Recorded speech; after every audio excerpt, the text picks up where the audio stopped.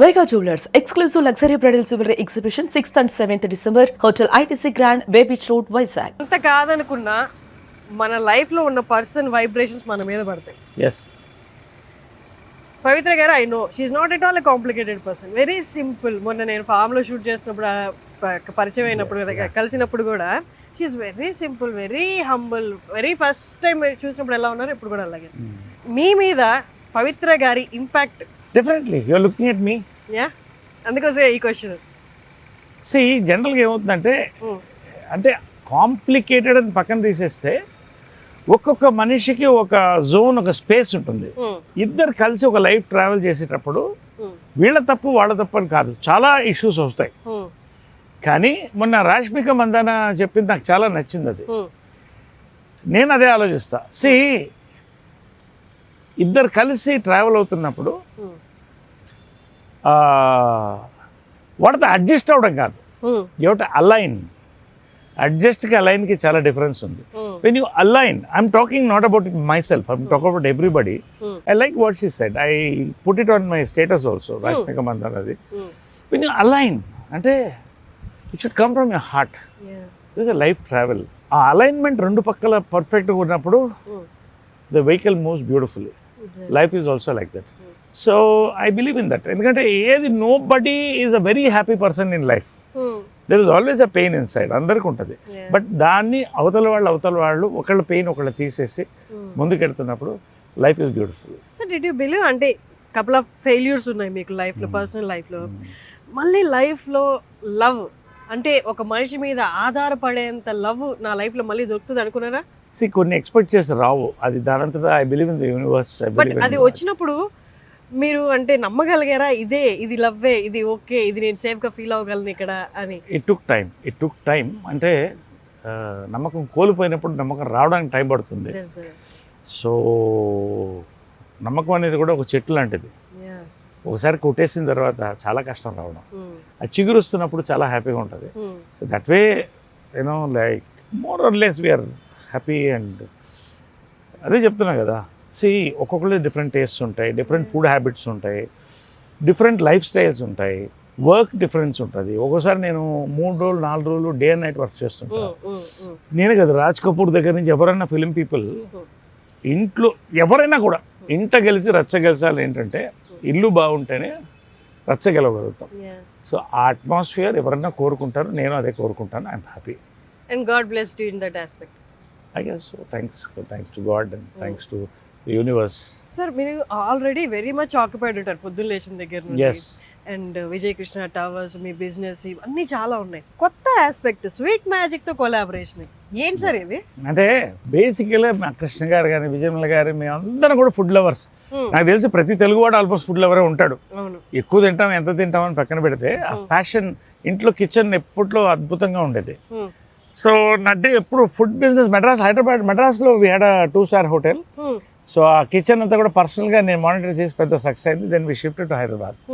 ఎప్పటి నుంచో నాకు డ్రీమ్ ఉండేది, ఇది నేను ఎప్పుడన్నా ఫుడ్ బిజినెస్ చేస్తే నాకు మనసుకు నచ్చింది, మంచి ఫుడ్ ఇవ్వగలిగితే అది డబ్బు కంటే హ్యాపీనెస్ ఇస్తుందని. మై ఫ్రెండ్స్ వాళ్ళు స్వీట్ మ్యాజిక్ ప్రసాద్ గారు వాళ్ళు దే కేమ్ ఫార్వర్డ్. ప్రసాద్ గారు వాళ్ళు వచ్చి సడన్గా చూసి ఈ స్పేస్లో చేద్దామంటే, అది యాక్చువల్లీ మీ స్పేసే, మీ ఇంట్లో ఉన్న స్పేసే, ఇంట్లో స్పేస్ కొంచెం డివైడ్ చేసి వాళ్ళకి విజయకృష్ణ ఎస్టేట్. సో దాంట్లో ఏంటంటే అమ్మ కట్టిన గెస్ట్ హౌస్. అది lot of memories of Krishna గారు, అమ్మ. అది పడగొట్టడం నాకు ఇష్టం లేదు ఎప్పుడుదో, అది 25 years బ్యాక్, 26 years బ్యాక్ది.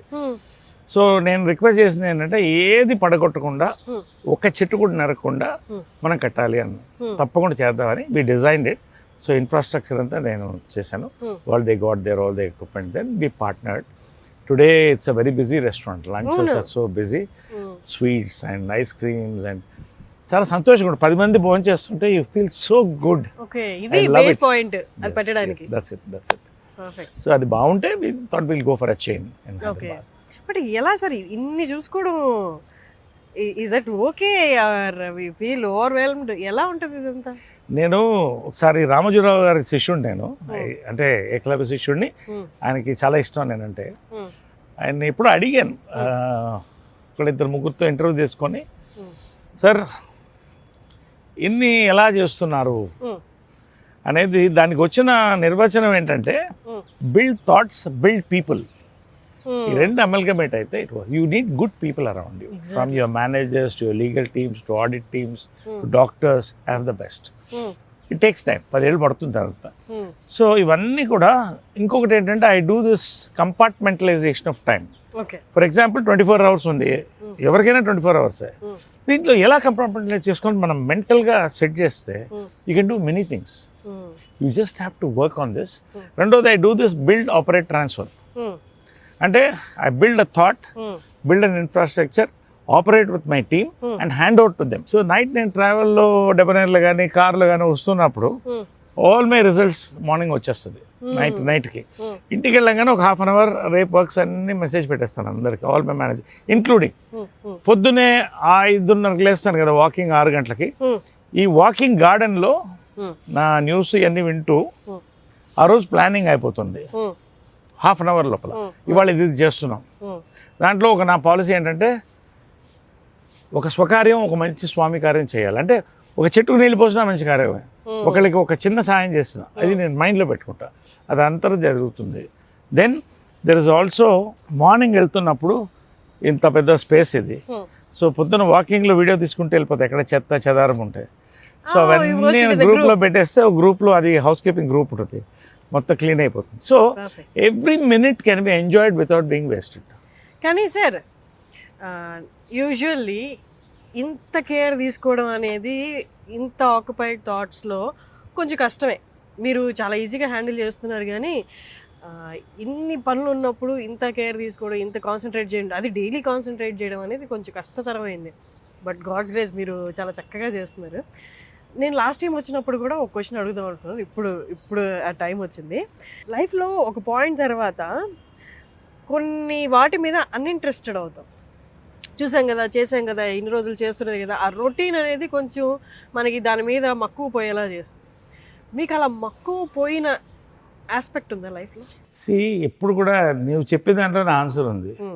ఇంగ్లీష్లో దీంట్లో ఎకనామిక్స్లో ఉంటుంది లా ఆఫ్ డిమినిషింగ్ యూటిలిటీ అని. ఫస్ట్ ఇడ్లీ తిన్నప్పుడు చాలా ఆనందంగా ఉంటుంది, రెండో ఇడ్లీకి ఆకలి తిరుగుతుంది, మూడో ఇడ్లీకి వద్దు అనిపిస్తుంది. So it all depends on how much you want to take eat. నేను ఒకటేంటంటే మద్రాస్లో పుట్టాను, ఒక మంచి అఫ్లూయెంట్ ఫ్యామిలీలో పుట్టాను.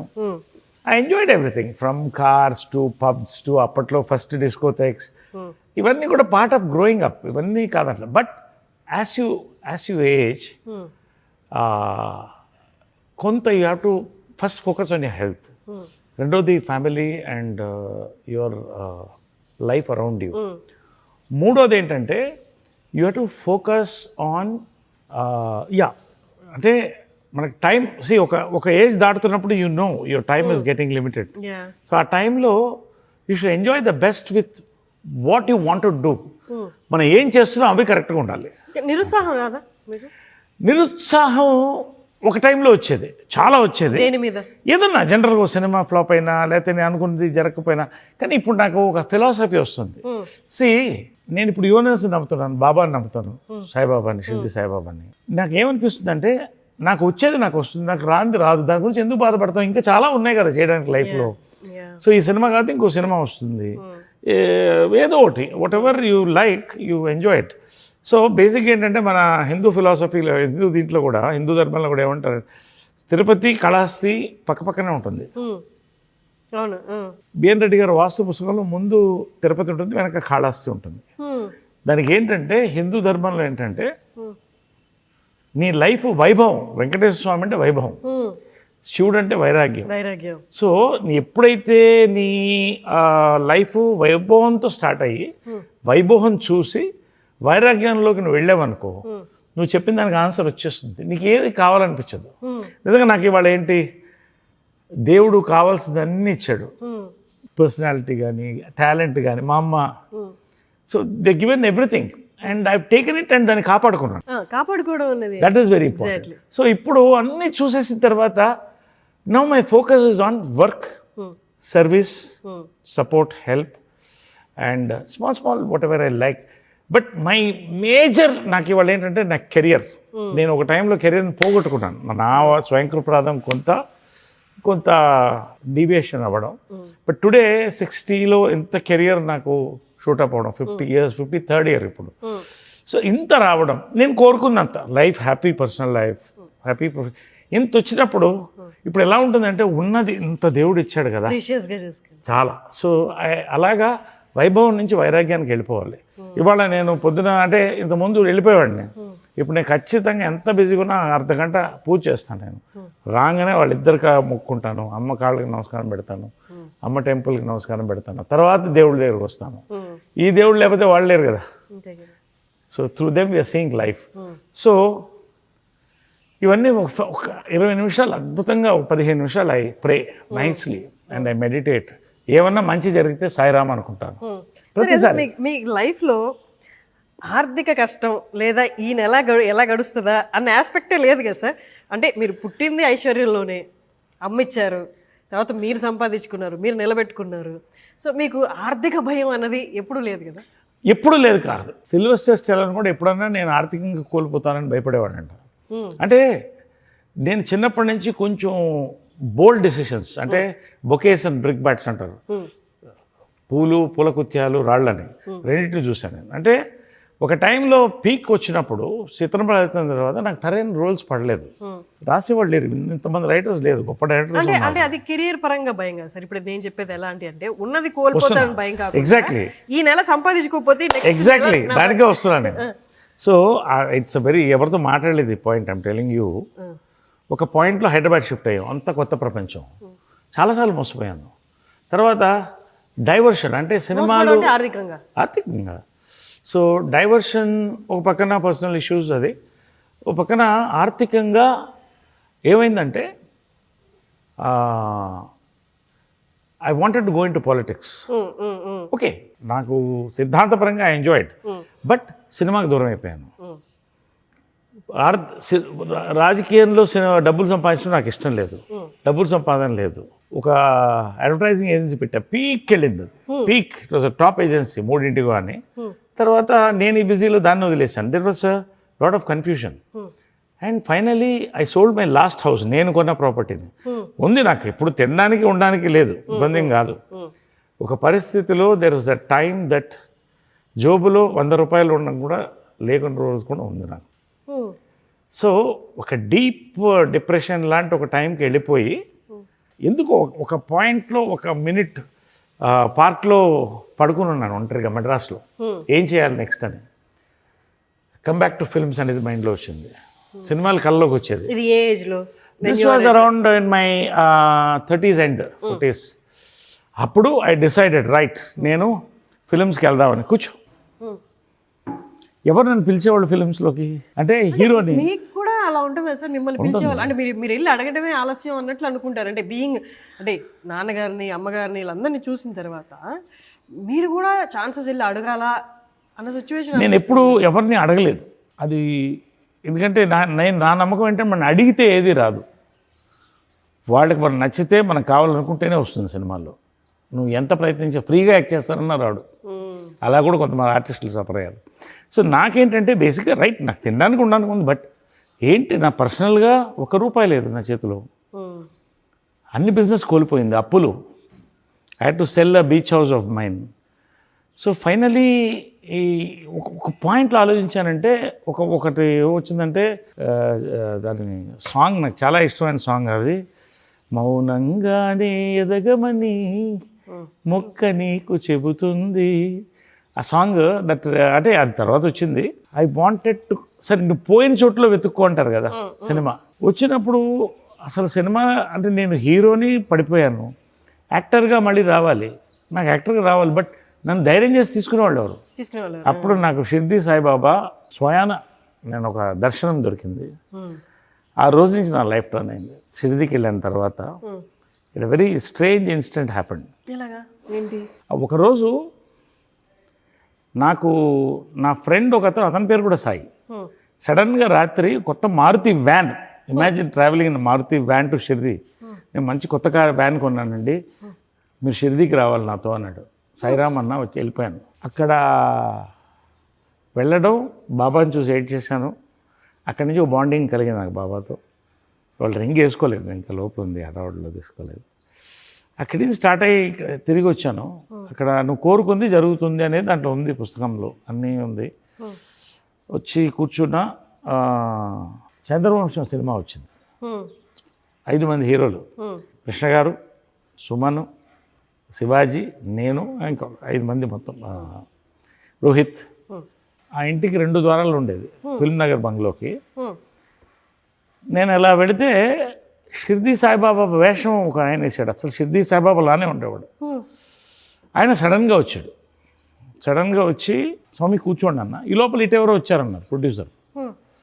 స్వామి ఒక్క నిమిషం అన్న, ప్రొడ్యూసర్ వచ్చాడు. 2 ఒక్కసారి అట్ ఎ టైం జరిగింది. నాకేం అర్థం కాలేదు, చేతులు కాళ్ళు వణికిపోయినాయి. ప్రొడ్యూసర్ని కూర్చోబెట్టి, స్వామి ఆయన కూర్చోబెట్టి, ఒక్క నిమిషం స్వామిని ప్రొడ్యూసర్తో మాట్లాడితే ఇలా చంద్రవంశం చేస్తాం, మీరు చేయాలన్నారు. తప్పకుండా చేస్తానండి అని కళ్ళలో నీళ్ళు తిరిగిపోతుంది. I went to him. ఆయన కాళ్ళకి ఎలా మొక్కాలి, ఆయన కళాకారుడు, ఏమనుకుంటాడు, కంగారు పడతాడు. ఆయన విజిటింగ్ కార్డు తెలియకుండా కింద పడింది. I just took it blessing. And ఏం కావాలి మీకన్నా, నా దగ్గర నుంచి ఏం కావాలి, ఏం చేయగలను నేనంటే, ఫిలిం నగర్లో నా నాటకం ఒకటి వెళ్ళి, నాటక కళాకారుడు షిర్దీ సాయిబాబా నాటకం చూశాను నేను, ఆయనది ఎక్స్ట్రాడినరీగా ఉంటుంది. ఫిలిం నగర్లో నా నాటకం వేయాలి అన్నాడు. తప్పకుండా వేస్తానన్నాను, చేస్తానన్నా. తర్వాత మళ్ళీ కనపడలేదు ఆయన. ఫిలిం నగర్లో తర్వాత సాయిబాబా టెంపుల్ వచ్చింది పైకి, మా ఇంటి వెనకాలే. ఇదే ఆ నాటకం అనుకున్నా. ఇంకా ఆ రోజు నుంచి ఆ టెంపుల్కి వెళ్ళడం, దండం పెట్టడం, పక్కన అమ్మవారు కూడా ఉంటుంది, చిన్న అమ్మవారు, అక్కడ దండం పెట్టడం. అక్కడి నుంచి నా లైఫ్ కొంత ఆలోచన అన్నీ మారింది.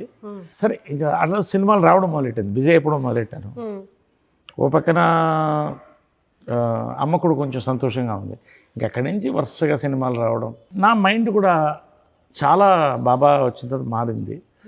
సో ఒక ఆధ్యాత్మికత కూడా ఉంది.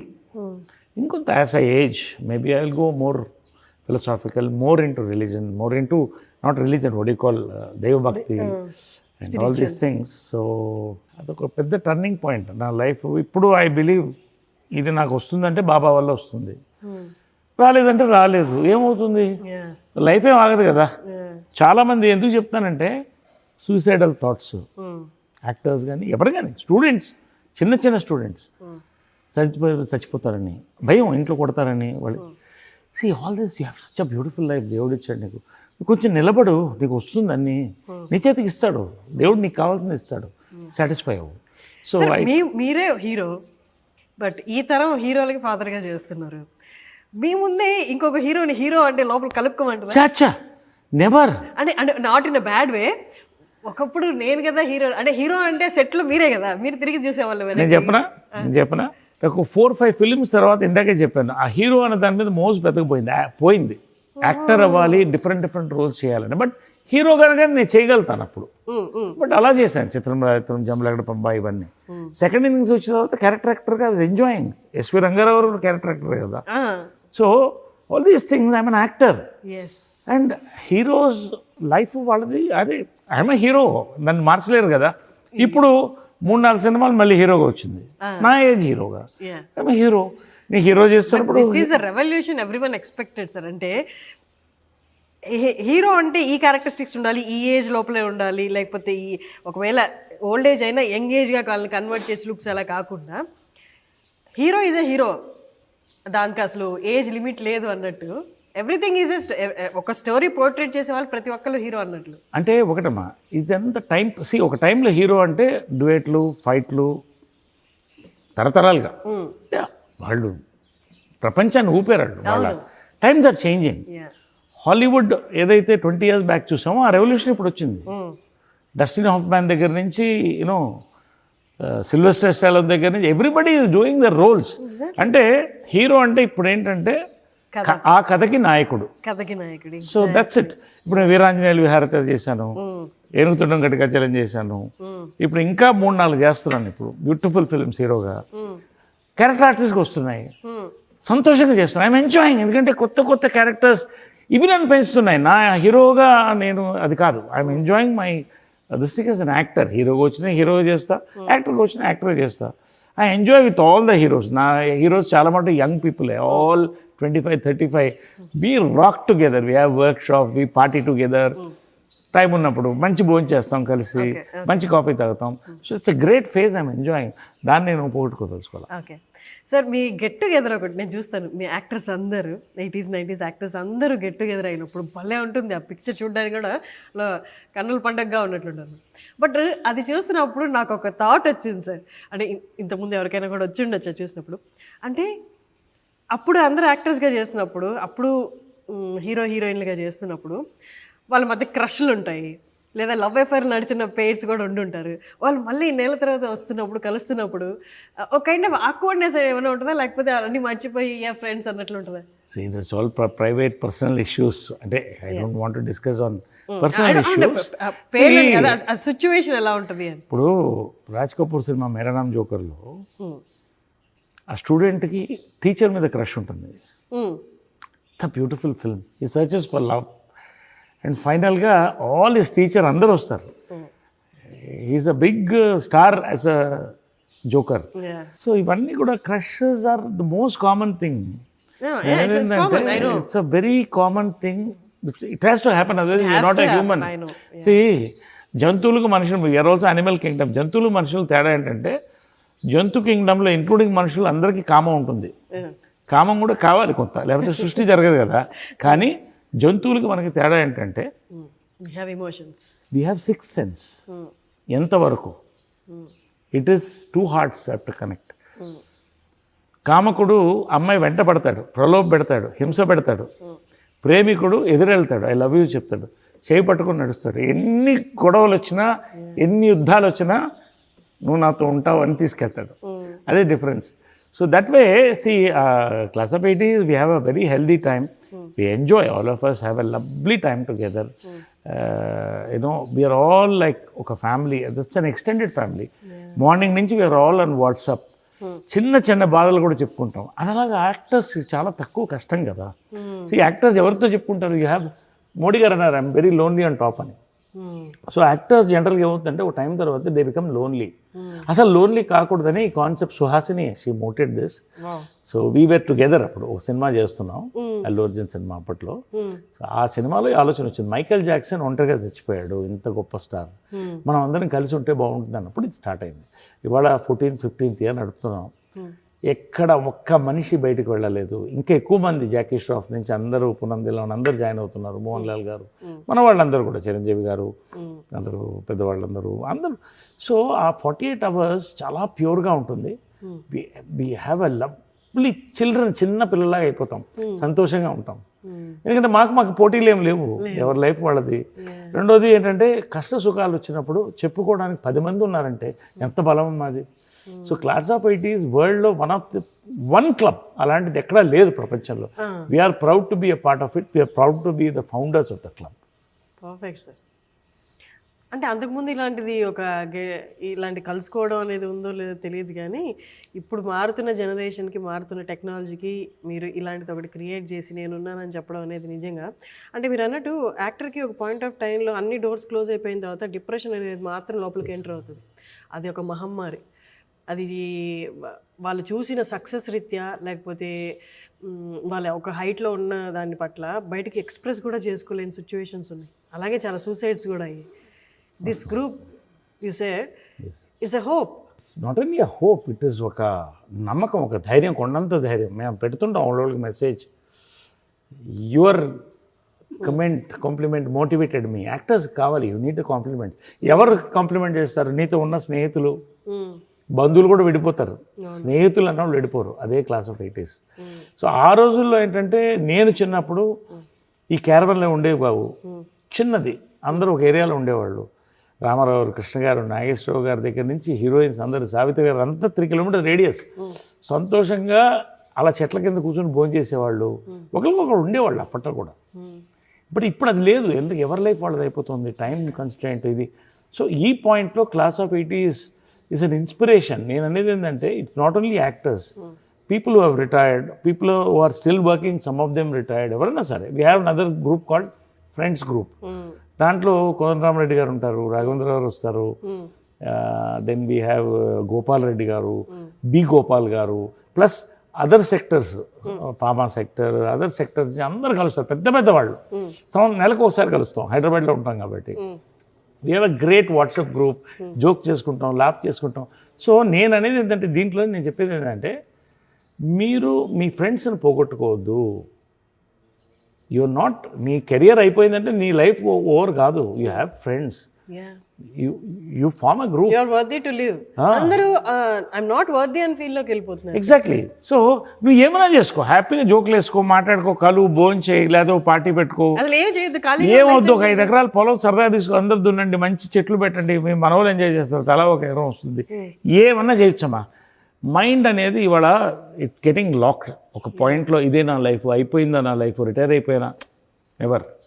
సో లైఫ్లో ప్లాన్ ఉండాలి. యాజ్ యూ గో అప్, ఎవరికి చులకన కాకూడదు మనం, ఎవరికి చులకన కాకూడదు. సో